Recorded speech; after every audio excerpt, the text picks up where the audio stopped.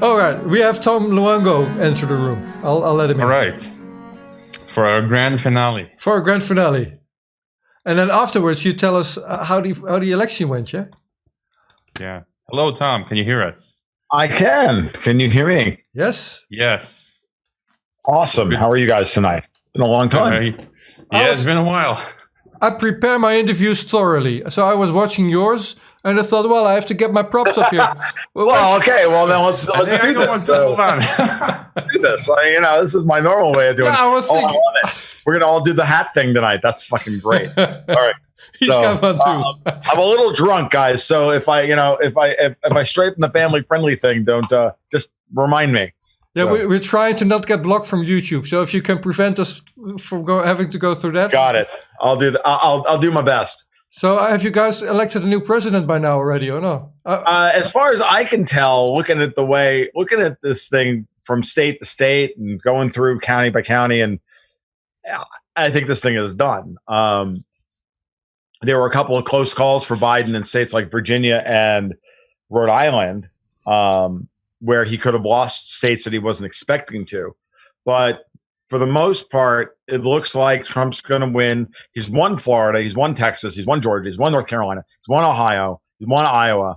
Because in every one of those states, and with Iowa being the weakest, all of the major urban centers have already mostly reported. And then Arizona, they dumped all of the early voting numbers on the market immediately. And now we're getting the on the day, election day numbers coming in. They should all be heavy Republican. Arizona, I think, is in play. Okay. Okay. Virginia, they finally started reporting from like Richmond and Fairfax County and a variety of other places like that. And that's finally going to be called properly for Biden. But it was really touch and go there for a couple of hours. They were calling it at like 7:30 that Biden was going to win. I'm like, I don't know. Trump's got a 400,000 vote lead here. Like, where are you going to manufacture those votes, right? And it was just looking really, really shaky when you were going county by county. And I mean, Rhode Island right now is 2,000 votes. Of all things, Rhode Island is 2,000 votes. And if, the students at Brown University don't show up, then it's very possible that Providence doesn't break hard. And, and Rhode Island somehow goes red for the first time since Ronald Reagan. It's that close. But reality is that Rhode Island doesn't matter. Michigan is most likely going to go hard Trump at this point. Most of Detroit and Ann Arbor have already reported, and Trump's lead is such that they can't manufacture anything more than that. Now, whether Governor Gretchen Whitmer will actually certify the election or not is a different story, right? That's where this thing is going to get hinky in the next 48 hours or so. But realistically speaking, if the margin in Michigan is big enough, it won't matter. Same thing is looking like it's going to happen in Philadelphia and Pennsylvania. Trump's got a massive lead in Pennsylvania as of right now. And Philadelphia has already 28% reported. And from what I saw from people on the ground, it was a replay of 2016, which there just wasn't a huge turnout in Philadelphia. So now they got to manufacture the votes. I mean, literally steal them, literally like print them out of thin air. And I don't know that they can print 500,000 votes. Okay. What about the electoral votes? It seems Biden. Well, that's what I mean. Is once we get into that, and once we get to that level, to me, the map at worst, the worst projection for Trump, as I'm looking at it right now, and excuse me if I'm not looking at the camera because I'm looking at my other screen. I'll try and put it close so I don't look like. I just noticed you're a bass player. Yes, I am. Good. Absolutely. Been so since I'm 15. Yeah, me as well. Okay. So when you put the whole map together and we take Virginia out of play for Trump, we can even take, let's be generous to Biden to take Wisconsin out of play. And I think Trump may win in Wisconsin. And we give Biden Arizona by hook or crook. Trump's still at 285. That's without New Hampshire. That's without Wisconsin, Virginia, Rhode Island, as I talked about, Arizona. And him taking Michigan, and if he takes Pennsylvania, and if he doesn't take Pennsylvania, that's where we get into a problem, right? And so that's the scenario that they're trying to create here, is that where they can bring it all down to Pennsylvania because they figured out how to crack Arizona, and they can make Pennsylvania the gig. I don't think that's going to happen. I think Trump may actually win Wisconsin and end the entire affair, because at that point he's still at 275 in a worst case scenario. And then we have no idea what's going to happen with Nevada, right? We haven't gotten any results yet that I can tell from Nevada. Let me look at what the New York Times is reporting as of right now. Nevada just started reporting. Yeah, I'd kind of agree with you. It seems like, as we might expect, a Trump slam dunk. But, I think some of us have been discussing some of the deep state surprises. I'm afraid, what might happen waking up tomorrow morning, or events in the middle of the night. Sure. There's all this dark winter talk, revolutions, riots. What are your thoughts on these surprises? Well, I'm expecting all of it, right? I'm expecting everything. They're fully committed to their Great Reset, right? The World Economic Forum's Great Reset. They are fully committed to it. They've turned Boris Johnson in the UK, or Boris Johnson finally unveiled himself as to what he actually is. Take your pick. I think Johnson's been playing games as to whether or not, if Trump were to win, how he was going to betray Britain. Whether he's going to betray Britain. This is whether he's going to betray Britain by being part of the EU or not a part of the EU, i.e. with a no-deal Brexit or without a no-deal Brexit. But I think that he was always going to betray Brexit, because at the end of the day, I was talking to Patrick Henningsen a couple of weeks ago on my podcast, and he said, remember that, Stanley Johnson is a eugenicist and, a Malthusian, and he's all part of that same clique. Like, you don't think that Boris wasn't inculcated in that? And then obviously he's got the Build Back Better, campaign slogan, or whatever he's putting on the podium at this point. So they're all messaging the same thing. The problem is that they just newly minted 30 million new gun owners here in the United States. I'm going to be frank and honest with you guys. Like, this is the most contested election, or supposed to be the most contested and close election in God knows how long, since maybe Kerry Bush 2004, and Florida just broke 4.5 points for Trump. When's the last time you heard Florida going 4.5 points for anybody that wasn't a foregone conclusion? Texas is going to go 6 points for Trump. Ohio is going to go 7 points for Trump. Okay. If they think they're going to play that game, well, that's nice. We're just all going to say no. And then it's going to get very interesting, which is exactly what the World Economic Forum wants. Because if they can't convert the United States, they want to break it. Right? And I get that. And I've been saying for 6 months now that this may be the most important and the least and most irrelevant election of all time. Which is sad to say. So I was kind of hoping that tonight we get a much more definitive answer to that. Like, I want to see Arizona go red. I want to see, not because I love Trump, because I think Trump is a mess, right? Trying to keep it clean. But if he wins Pennsylvania and he wins Arizona and he wins Wisconsin and Michigan, then there can be no question what the country actually wants, which is they don't want communism, which is exactly what these people are offering. They are offering, without a doubt, they are offering warmed over 1970s moldy old commies that look all like Bernie Sanders, and all the only difference is that they want to substitute robots for the working class, and that's what this whole Klaus Schwab fourth industrial revolution looks like. And they have no idea what they're actually doing. They're just a bunch of aloof, effete eggheads sitting and sipping coffee and Swiss coffee and dreaming up nonsense, when the rest of us live in the real world. And none of that looks like anything that we can actually live with. But they're going to destroy, and they're already in the process of destroying the lower and middle classes in Europe.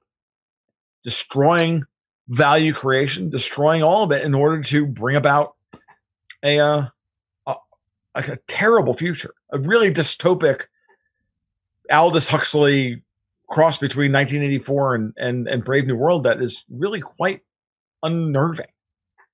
And the United States, the American voter, needs to make a definitive answer here, needs to make a definitive statement so that we literally break psychologically these people of their illusions that this is going to happen, so that Alexandria Ocasio-Cortez becomes an uninteresting footnote in history. That's what needs to happen. Not because Donald Trump is so great, but because this process needs to be broken. And the United States needs to stand as a bulwark against all of this. Even though we're a mess, even though we're an empire, even though we're so many bad things. But this is your moment where the people of the United States can stand up and say, we reject all of it. We reject the American empire. We reject the nascent new European empire. And if we do that, by the time all the votes are counted, and that will be an unquestionable and unvarnished good thing. And that's what I've been hoping for. And the best we can hope for, the way it's looking right now, is that Trump wins the election, holds the Senate, picks up 5 or 6 seats in the House. He won't own the House. Pelosi will still be Speaker, but it'll be unambiguous, and she'll have lost cachet with her own caucus. And with a result like that, after the money that they've spent and the time that they've spent, that when all is said and done, that she will have a bigger fight internally on her hands than she's ever had before. And that's what I can hope for. And then he can move forward with a cabinet that actually will start getting rid of most of what is the obvious portions of the swamp. So that's let's say all goes well, and as you said, Trump wins, does the second term. What about 2024? I mean, would that be a point where all hell breaks loose? I think it will break loose by 2022. I don't think it'll last that long. I think that Trump will stand athwart that. If he's able in the next couple of hours to then finally call Florida, Texas, and all that, and you can go, look, I've won this election. We're going to certify 270 electoral votes with or without Pennsylvania, or with or without, Wisconsin, or whichever state they think they're going to contest this over. And he can do that. And he then immediately fires Christopher Wray at the head of the FBI, fires Fauci, fires this one, he fires that. Literally wakes up the next morning and goes, yep, second term, you're all fired. Like, goes on like it's an episode of The Apprentice. It would be awesome. Like, we're firing all of you. And Mitch, here's my list of people that are going to be in my cabinet. Sidney Powell for head of the FBI, right? Michael Flynn's lawyer, or this. We're going to do this. And you guys are going to get that done, right? Because if you don't, I'm going to start legislating like Obama did through executive order. And that's going to be the end of it. And I'm going to tell that woman, Pelosi, sit down and shut up. The speaker's gavel isn't as powerful as you think it is. Because I'm going to start actually acting like the president that you allowed Obama to be, which he never did. One of the interesting things about Trump, as much as he's a mess, he's governed like a federalist. He's asked Congress to do their job and not do things that he could do by executive order, because they've already set the precedent to allow him to do all sorts of things by executive order. And he has refused to do it and thrown things back to Congress, like Obamacare and like all the rest of it. I think that you take the most retributive man in the world and you hand him a second term with a stronger position in the House than he's had in 2 years. And I think they have no other option but to get rid of him to protect themselves. And that's when things get ugly. And I'm hoping that doesn't happen. But I would prefer a definitive statement tonight that will preclude that happening, because the American people will have made a strong enough statement. This is not what we want. We are in charge, not you. Not you, the media, not you, Pelosi, not all the rest of you. You think you have power. You don't have power. We have power. We, the people, enshrine this constitution to do X. And what you're doing is Y. Therefore, see ya. That's what needs to happen. And that needs to be made definitively. And if that statement isn't made, then it's going to get really ugly from here for the entire world, because the entire world is hoping that we do this. It's very obvious. You see the people in Lithuania and Nigeria today holding rallies for Trump. Like halfway across the freaking world, they're holding rallies for Trump. Well, the mainstream media in the Netherlands is still not. No, I know. It's unfortunate. I know that, and I wait for what's coming in Europe. You guys know. I mean, we haven't spoken, Hawaii. You and I haven't spoken in a while, but you know how much of a focus I have on Europe, because I think the European Union is the real enemy. I don't think China is the real enemy. I don't think Iran is an enemy. I don't think Russia is the enemy. I think the European Union is the enemy. Commies are the enemy.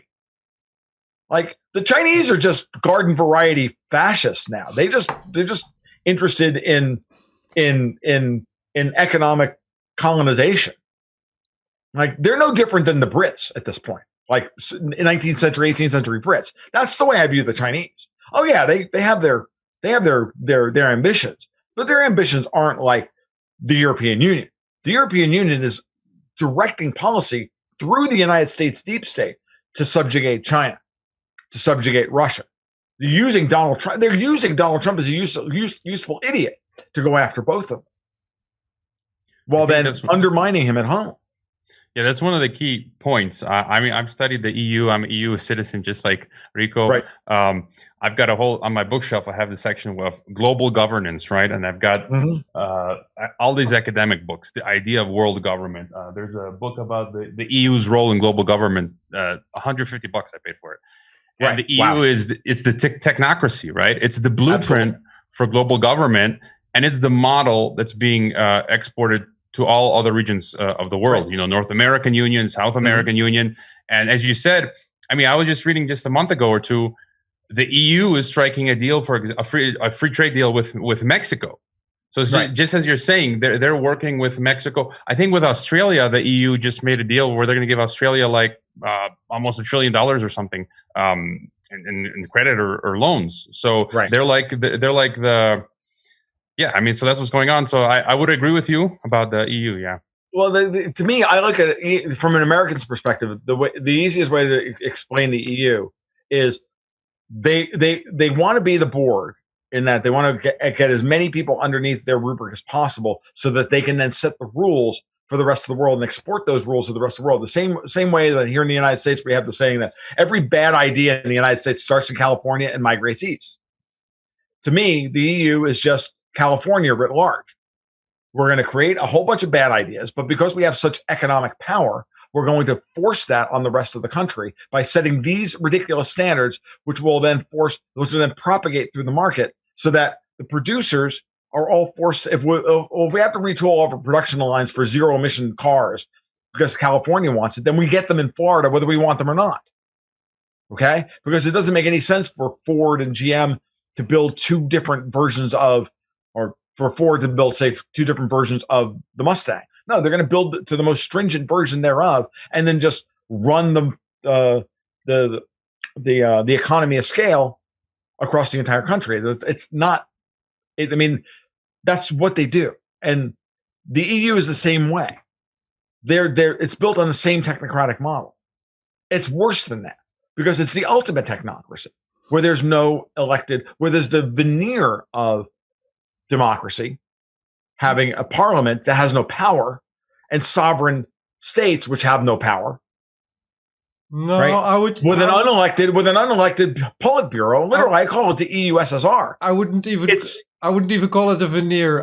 It's pretty well known that the European Parliament is like without any power. It's exactly ceremonial. Well, and they're trying to do the same thing here in the United States, right? That's what they're trying to do here in the United States by doing they're so thoroughly undermining the Electoral College. And the other thing is, of course, is international treaties which supersede national policy. Well, you have to follow you sign this international treaty, and this international treaty is then subject to the European Court of Justice or whatever it is.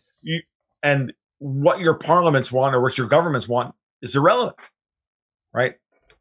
And if you watch very carefully, and I've been saying this for a long time, if you watch very carefully, watch Angela Merkel very carefully in Germany. She always picks projects that will grant her more economic leverage over the hinterlands of the EU in order to gain political advantage over them within the structure of the EU. So, for example, the Nord Stream 2 pipeline, which I'm in favor of, but not because I think it's a great, in the long run, it's a great deal for Europe and Russia to end their antagonism, right?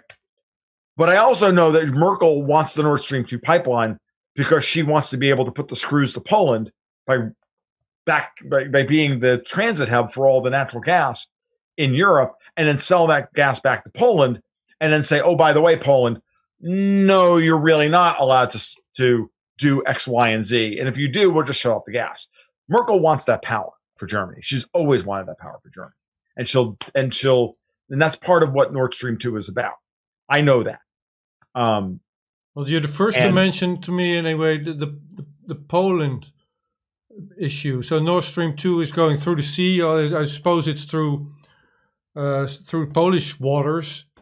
Well, part of it is. I think they might go around them, and Poland has been against Nord Stream 2 pipeline for a variety of reasons. Yeah, because the United States wants them to be against it. Well, I mean, look, the Polish Law and Justice Party would be, if they could get past their own Russophobia, Putin would be very happy to build the pipeline directly to Poland to say, look, we'll sell you gas. Exactly. But the Law and Justice Party in Poland won't do that. They'd rather dumbly fight against Nord Stream 2 and then import for 30% more on the dollar American LNG. Yeah.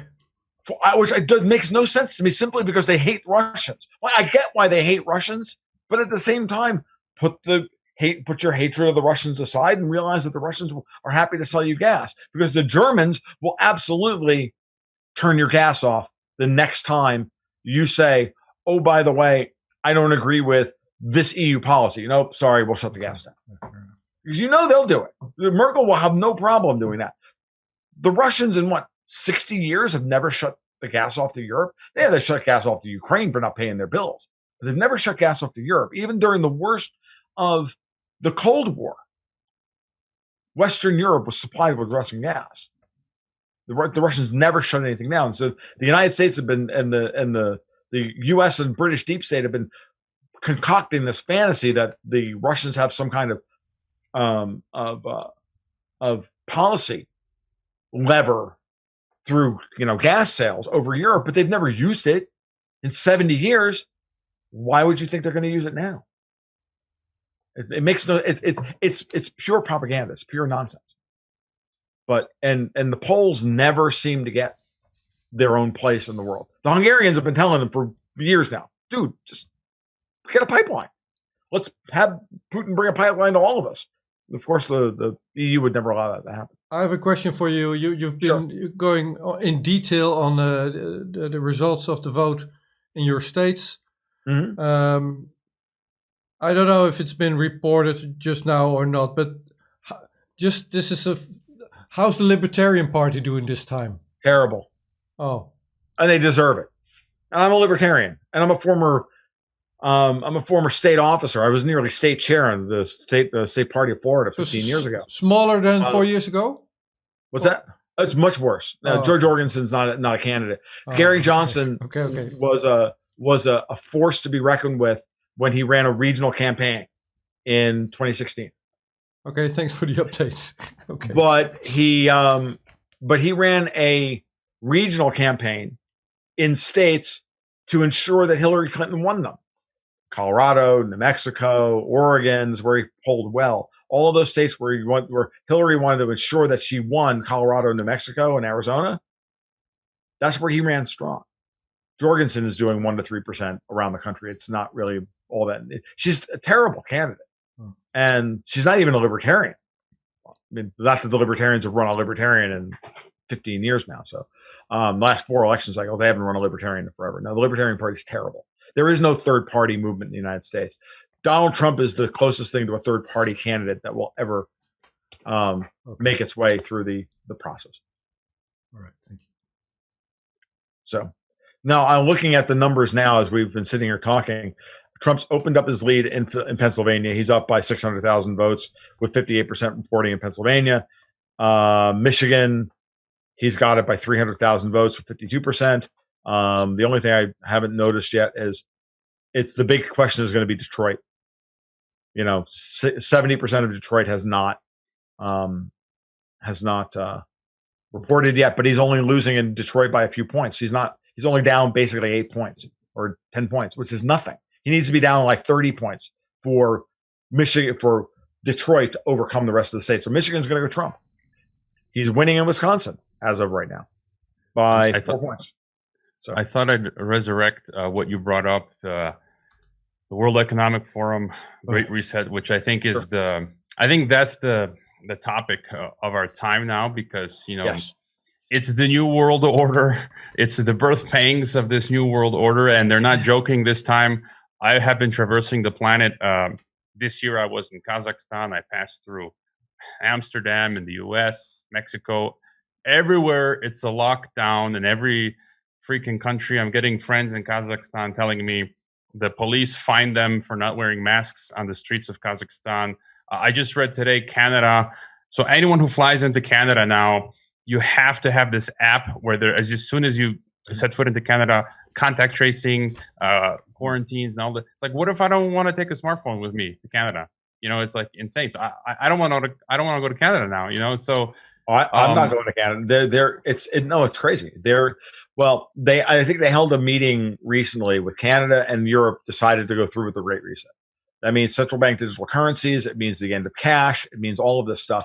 I think the election determines, like I said earlier, whether or not we have a no-deal Brexit in the UK or a bad deal, some kind of bad trade deal. And if there's a no-deal Brexit on January 1st, I think Martin Armstrong. Did you guys have Martin Armstrong on? Yeah, we were on. Yeah. Did he mention that, because he's been talking about this privately? I don't know if he's mentioned it publicly, that they're expecting to cancel cash and do all the rest of it by January 1st. Oh yeah, you want to see this. So what you correct me. So what Armstrong said is, if Trump wins, yes, they'll accelerate the Great Reset attempt. They're going to move at lightning speed to push it through. They have to. Yeah, they have to. And if Biden would win, or it's undecided, it would be January. So. Oh, okay. So they're going to actually try and push it through like in the next couple of weeks. Yeah, that'll be fascinating. And I respect Marty Ott. I don't always agree with him, but I absolutely respect him, and I respect the work that he does. I don't always agree with his conclusions of what his model tells him, right? And I mean that with the most respect imaginable, because hey, we all don't interpret data that we see in front of us the same way. That we're different people, right? And healthy discussion in that way is an important part of the process. And if I'm wrong, fine. If Marty's wrong, fine. Doesn't matter. The model's telling us one thing. I know what he's hearing behind the scenes. I take that very seriously. I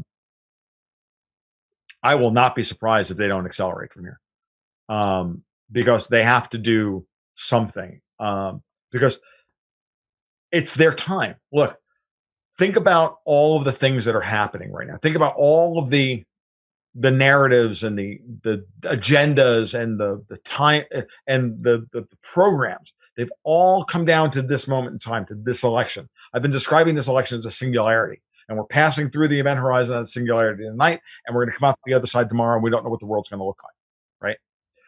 And that's like everything.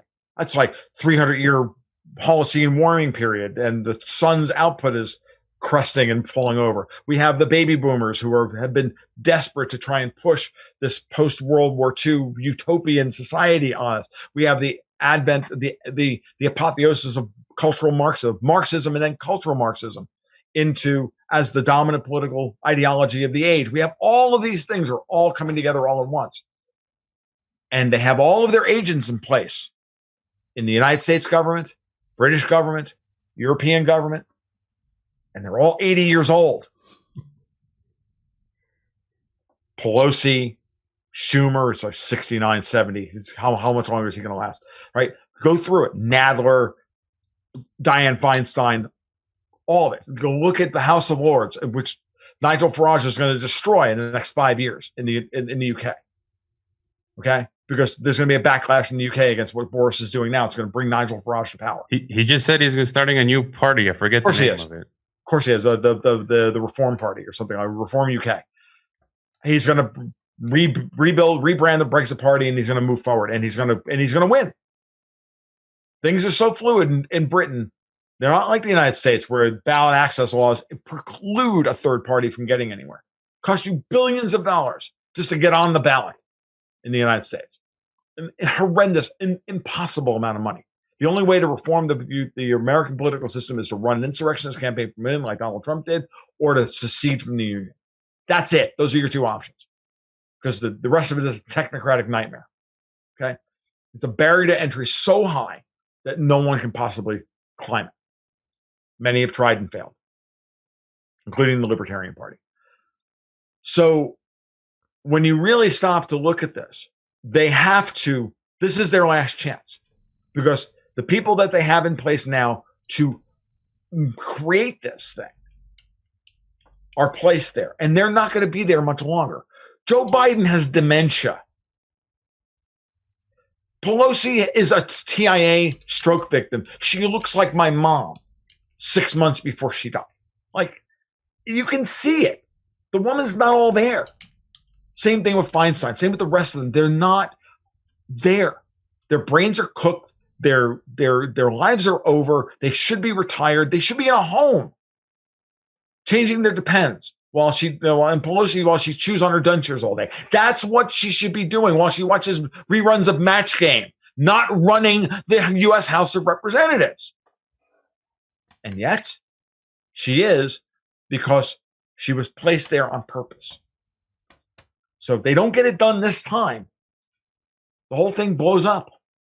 And I don't think it's going to work. I don't think it's going to work out for them. I think the election results tonight, tentatively speaking, I think are strong enough that it's not going to work. And Trump is going to walk in and say, that's enough. Certify this election. Let's move on and let's get this thing done. And if we can get enough governors to certify 270 electoral votes for him, they can play all the games they want in the Electoral College, but they know what happens if they try to play games with the Electoral College. They start a real civil war, and they all get shot. Because there are 80 million gun owners in America that will not stand for that. Because the one poll that I've seen in the United States that I absolutely believe is that something like 85 or 90% of Americans today want this election settled one way or the other.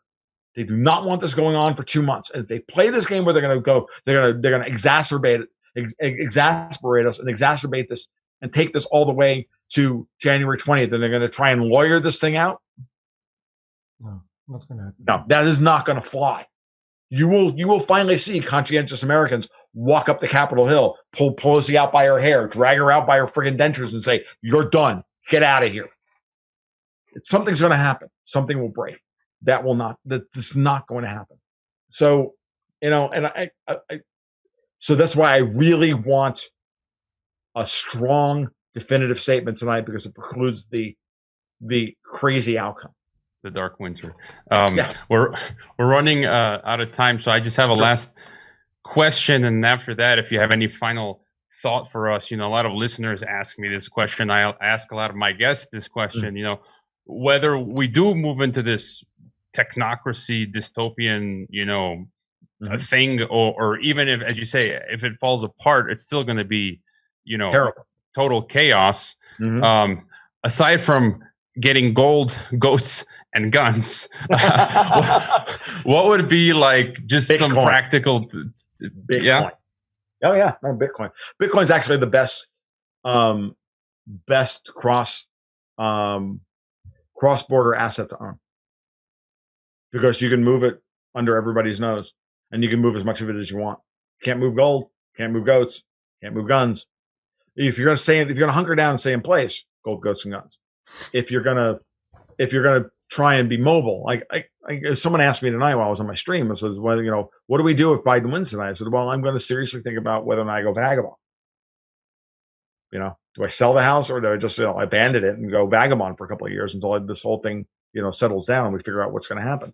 because I can do my job from anywhere in the world. I just need a laptop and an internet connection. It's fine. And I've structured my life to be able to do that. Not everybody has that option. So what do you do then? You opt out as much as humanly possible. And you make your life as anti-fragile as possible. And you make your life, and I've been preaching this to people for 15 years, privately and now publicly, you make yourself as anti-fragile as you possibly can. That means diversifying your income streams as much as possible. That means having some way of having a network of people that provide you goods and services that you need in order to get through your life. And however you can, because they're going to disrupt basic supply chains. They're going to destroy your small business. They're going to destroy everything, because that's what commies do. I don't mince words anymore. It's not whether they're commies. Let's just that's what they are. And with all the opprobrium I can lace into that word, they're just commies, and they're bad commies. They're not even like aspirational commies. They're terrible people, and they're arrogant and pathetic. Oh, who never worked in a day in their freaking lives, and who do not understand what their proletariat world actually looks like. They just want to destroy people. You're not only guest to the Geopolitics and Empire podcast, you're also guest to something called the Potkaars podcast, which is pot with candle, Potkaars, Conversations of Hope. You just read the election result, preliminary, but Trump is winning, if I read you right. So I read it right. There's hope in the world, if I follow the story. Oh, there's always hope. Oh. See, look, this whole thing that they're going to, they've already made the right point, which is that they're going to try and pull this off. Last thing to say, they're going to try and pull this off. They aren't. They're not going to succeed. They're going to just create a massive amount of chaos, and they're going to kill a lot of people. They're going to destroy the lives of a lot of people, and we're going to come out the other side of this and go, yeah, we don't want that. Yeah, exactly. And then we're going to figure out what we want next. And I can see it building in the generation that's coming behind me. I know you're older than I am, Rico, and Hervoy is younger than me, but I see what we call the millennial generation here. I see something in them that a lot of other people don't see. I see them really wanting to understand what's coming next. And they believe in something they believe in a level of authenticity and a level of no BS that they get it. They're not sure what they get, but they get that. And when we come out the other side of that, they're going to be stronger than I think we ever anticipated them to be. It's my job to tear it all down. It's their job to build what's coming next and guide them into what's coming next, and to inform them this is why we're tearing it down. That's our goal. That's, I mean, in the generational scheme of things, I think things getting better, but it's going to get worse before it has to get worse before it can get better. We have to hit rock bottom first as a culture. All right. I think that's a great place to leave it. You've left us and our listeners with hope. Gold goats and guns. It is. And thanks for being our grand finale here. I enjoyed it, as always. It was great. We haven't chatted in a while, so it was good I'm glad you gave me shot the invite my way. It's fun. So I appreciate it. I'll have to get you on Geopolitics and Empire soon. And we can't believe that we've done, this was my first live stream. I couldn't have done it without Rico, and I can't believe we did it. So it's actually a lot easier than you think it is. You just kind of just do it. And you move on. So you guys take care. We'll talk soon. All right. See ya. Be well. Take care. Yes, we came, we saw, he died.